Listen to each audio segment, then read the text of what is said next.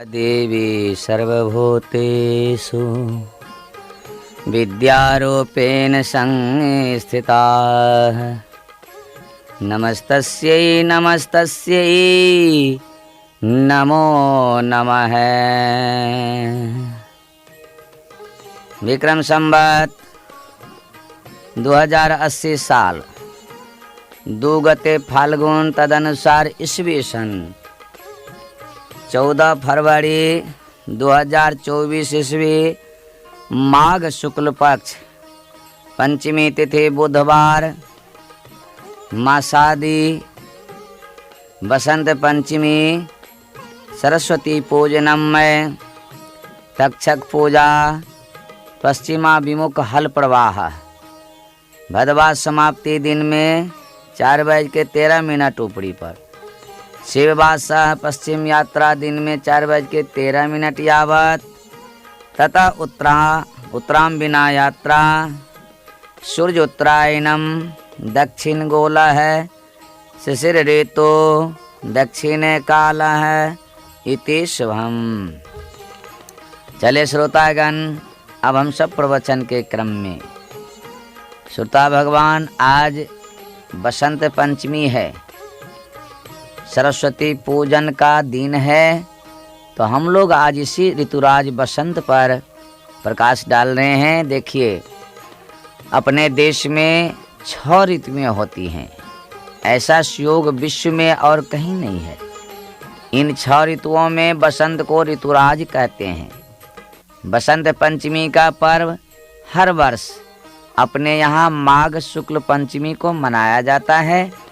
तो संस्कृत साहित्य तो बसंत के गुण गायन से भरा पड़ा है। पक्षियों का कलरव, आम्र मंजरियाँ, मंद मंद बहती बयार और बसंत ऋतु की सुवास अनायास सभी पर छा जाती है। श्रोता, जौ और गेहूं की बालियां इस दिन भगवान के समक्ष अर्पित की जाती हैं। तो ब्रज क्षेत्र में यह उत्सव विशेष उल्लास के साथ मनाया जाता है। वहाँ सृष्टि की गहराई को समझ पाने की दृष्टि के लिए माँ शारदा से विशेष निवेदन किया जाता है। वर्तमान समय की परिस्थितियाँ परिवर्तित हैं, इसलिए अब यह कह पाना कठिन होगा कि बसंत पंचमी का उत्सव उन्हीं भावों के साथ मनाया जाता है या नहीं। परंतु फिर भी इतना तो मानना ही होगा कि अपने देश में अन्य ऋतुओं की तुलना में इस पर्व का विशिष्ट महत्व है। सरस्वती पूजन की परंपरा शायद वैदिक काल से चली आ रही है, क्योंकि संहिताओं के अध्ययन एवं पाठ के लिए यह दिन सबसे श्रेष्ठ माना गया है। सरस्वती के जन्म की कथा अनेक ग्रंथों में मिलती है। श्रोता, ब्रह्मा ने जब सृष्टि की रचना का संकल्प किया तो सात्विक चिंतन के क्षणों में उनके ललाट पर एक शुभ्र दीप्ति प्रदीप्त हुई। कुछ समय बाद उस स्थान से एक नवजात कन्या अवतरित हुई। ब्रह्मा ने पूछा, तुम कौन हो? तो उस कन्या ने कहा, मेरा जन्म आपके चिंतन से हुआ है। कृपया मुझे यथोचित स्थान दे और मुझे सेवा भार सौंपे। ब्रह्मा ने सरस्वती से कहा कि तुम लोगों की जिह्वा में स्थान ग्रहण करो और वाक शक्ति बनकर क्रियाशील रहो। वाक से ही लोग वश में होते हैं और वाक से ही एक दूसरे के शत्रु हो जाते हैं। मगर जो तुम्हारी अनेकानेक छवियों को पहचानेंगे वे कवि, मनीषी आदि कहलाएंगे। यही नहीं, तुम्हें पृथ्वी पर दिव्य एवं पावन नदी के रूप में भी प्रतिष्ठा मिलेगी। कालांतर में कुंभकर्ण की घोर तपस्या से ब्रह्मा ने प्रसन्न होकर वरदान मांगने के लिए कहा। तब सरस्वती कुंभकर्ण की जिह्वा पर कुछ अधिक तीव्रता से क्रियाशील हो गई। परिणाम यह हुआ कि सरस्वती के प्रभाव से कुंभकर्ण ने इंद्रासन की जगह निंद्रासन मांगा। इसी तरह समुद्र में जो बरवाग्नि है उसे वहां पहुंचाने का काम भी सरस्वती ने किया। हुआ यह कि भार्गव और भौरव ऋषि के बीच किसी विषय पर तीखी बहस हो गई। बहस का कारण भी सरस्वती ही थी। इस तर्क वितर्क का परिणाम यह हुआ कि एक लपट पैदा हुई। यह क्रोध था। इसका जन्म ब्रह्मा की पलकों से हुआ माना जाता है।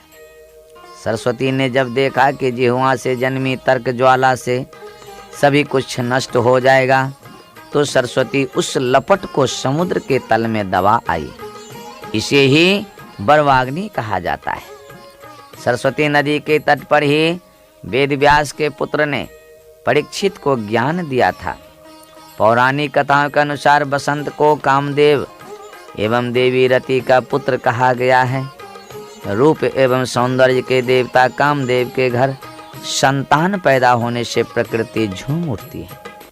पेड़ पौधे उसके लिए नव पल्लव का पालना डालते हैं, फूल उसे वस्त्र पहनाते हैं, पवन झूला झुलाता है, कोयल उसे गीत सुनाकर बहलाती है।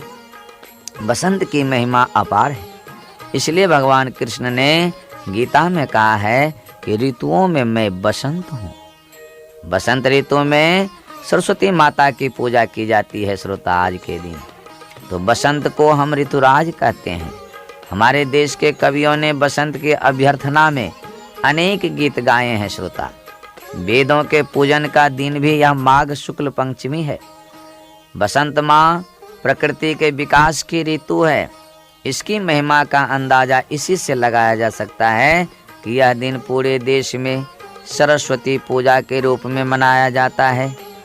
तो वैदिक साहित्य में वाणी यानी वाक की स्तुति अनेक ऋचाओं में विन्यस्त है। श्रोता, संस्कृत के अतिरिक्त पाली प्राकृतिक ग्रंथों में भी बसंत की महिमा का वर्णन किया गया है।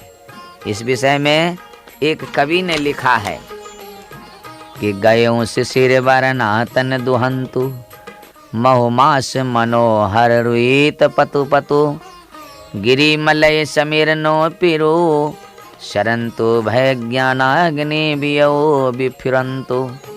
ब्रजभाषा के कवि पद्याकार की निम्नलिखित पंक्तियों से तो हम सभी परिचित होंगे। श्रोता, कि कुलन में, केली में, कछारन में, कुंजन में, क्यारिन में कलित कलिन किलकंत है, बिथिन में ब्रज में, नबेलिन में, बेलिन में, बनत में, बागन में बगरियो बसंत है।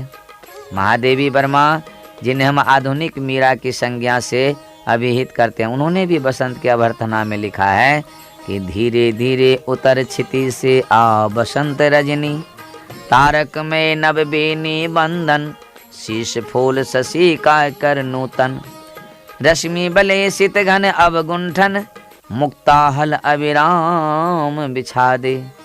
और ज्ञानपीठ पुरस्कार विजेता कवि कुंवर नारायण ने बसंत का उल्लेख इस प्रकार किया है कि फूलों के चेहरे और तथा कथित चेहरे, दौड़ कर किसी ने बाह गर्दन में डाल दी, छू गया बसंत के बयार का महक दुकुल, ये मकान भी अजीब आदमी बने ठने तने तने, न फूल है न पत्तियां बेजान मुंह असंख्य, खिड़कियां खुली हुई पुकारते बस अंत आ, बस अंत आ, धूल उड़ रही उधर जिधर तमाम भीड़ से लदे फंदे सवारियां, गुर रही उधर नहीं, तू उसे प्रसून युत छबिल कुंज मार्ग से बसंत आ, समीप से सुगंधी रथ गुजर गए, मन उचाट इस तरह कि हम अतिथि शुभागमनम, भूल गए यह बहार,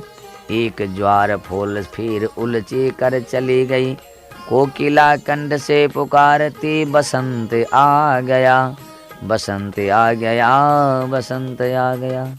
महाकवि निराला की कविताओं में बहती है बसंती हवा, सखी बसंत आया भरा हर्ष वन के वन, नवोत्कर्ष छाया किसले वसना नववे तलिका, मिली मधुर प्रिय उर तरु पातिका, मधुर वृंदवंदी पिक स्वर नव सरसाया।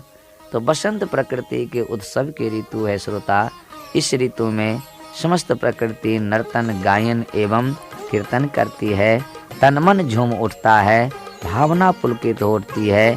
ऋतुराज बसंत हमारे जीवन को उमंगित एवं पुलकित करते हैं और करें। श्रोता, तो श्रोता भगवान, समय पूरा होने जा रहा है।